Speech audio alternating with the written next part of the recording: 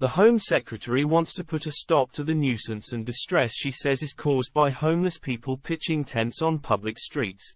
Suella Braverman has said she wants to put a stop to the nuisance and distress caused by homeless people pitching tents on public streets as she defended her controversial proposal online.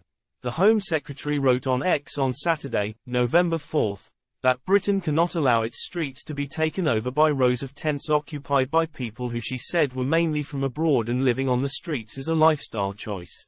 She said unless there was action, then British cities could see an explosion of crime, drug-taking, and squalor which she said San Francisco and Los Angeles have witnessed.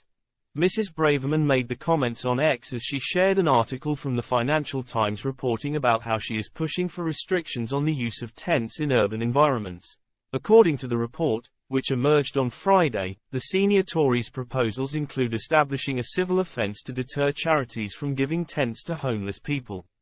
It said charities could be fined for handing out tents if they are deemed to have caused a nuisance under plans being pitched to be included in the King's Speech, which will set out the UK government's legislative agenda on Tuesday, November 7.